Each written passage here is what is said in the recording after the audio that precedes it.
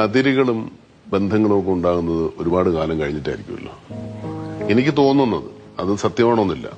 ഇപ്പൊ രണ്ട് കർഷകര് എന്റെ കൃഷി, ഞാൻ കൃഷി ചെയ്യും, മറ്റയാൾ കൃഷി ചെയ്യുമല്ല. എന്റെ കൃഷിയിൽ വന്ന് വേറൊരാൾ കൊയ്യാതിരിക്കാൻ വേണ്ടി ഇതെന്റെ കൃഷിസ്ഥലം, അത് നിന്റെ കൃഷിസ്ഥലം, നീ അവിടെ ചെയ്തു, ഞാൻ അങ്ങോട്ട് വരുന്നില്ല, നീ ഇങ്ങോട്ടും വരുന്നു. അങ്ങനെയല്ലേ അതിരുകൾ ഉണ്ടാകുന്നു. ആ അതിരുകൾ വലുതായി ഗ്രാമങ്ങളായി, അതിങ്ങനെ അതിരുകൾ വലുതായി വലുതായി രാജ്യങ്ങളായി. ഇപ്പൊ രാജ്യാതിർത്തികളാണ്, അതിനാണ് അങ്ങോട്ടും ഈ രാജ്യങ്ങൾ തമ്മിലുള്ള യുദ്ധം നടക്കുന്നത്. ഈ അതിരുകൾ ആണ് നമുക്ക് ഈ വിവേചനങ്ങൾ ഉണ്ടാക്കുന്നതല്ലേ. ഒരുപാട് അതിരുകളുണ്ട് മനുഷ്യന്. ആ അതിര്, ഈ അതിര്, ജാതി, മതം, വ്യവസ്ഥ, വിദ്യാഭ്യാസം, ഭാഷ, അങ്ങനെ ഒരുപാട് അതിരുകളുണ്ട്. പക്ഷെ മനുഷ്യനെ തമ്മിൽ വേർതിരിക്കുന്ന ഈ കളറ്, വർണ്ണം, ഒരുപാട് വിവേചനങ്ങളും ഉണ്ടാകുന്നത് മുഴുവൻ ഈ അതിരുകൾ കൊണ്ടാണോ? സ്ത്രീയും പുരുഷനും തമ്മിലാണ് ആദ്യത്തെ അതിരുണ്ടാകുന്നത്. രണ്ട് ലിംഗങ്ങളാവുന്നത്.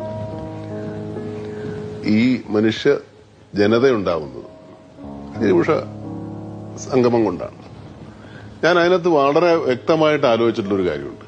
അതിനകത്ത് എല്ലാ സ്ഥലത്തും എല്ലാം വിശ്വാസങ്ങളിലും ഉണ്ടോന്ന് അറിഞ്ഞൂടാ. ഒരു ബന്ധമില്ലാത്ത രണ്ട് ആൾക്കാർ തമ്മിൽ ചേരുമ്പോഴാണ് ഒരുപാട് ബന്ധങ്ങൾ ഉണ്ടാവുന്നത്.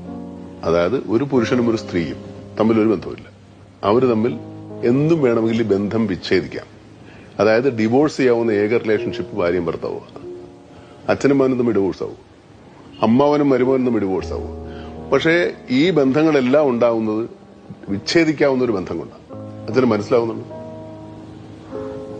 ഈ വിവാഹബന്ധം എന്ന് പറയുന്ന ഒരു ബന്ധം, ഒരു സ്ത്രീയും പുരുഷനും കൂടെ ചേർന്നാൽ അവർക്ക് ആ ബന്ധപ്പെടൽ മാത്രമേ ഉള്ളൂ. അതുകൊണ്ട് അതിനുശേഷമാണ് നമ്മുടെ സമൂഹത്തിൽ, സൊസൈറ്റിയിൽ റിലേഷൻസ് ഉണ്ടാവുന്നത്.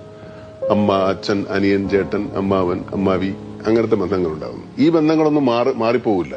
പക്ഷെ ഈ ഭാര്യയും ഭർത്താവും തമ്മിൽ പിരിയാം അല്ലേ? അപ്പൊ ഇതല്ലേ ഏറ്റവും നല്ല ബന്ധം? ഈ ഭാര്യയും ഭർത്താവും തമ്മിലുള്ള ബന്ധത്തിനല്ലേ ഏറ്റവും കൂടുതൽ സ്ട്രെങ്ത് വേണ്ടത്. പകരം പിരിക്കാതിരിക്കാൻ പറ്റണം.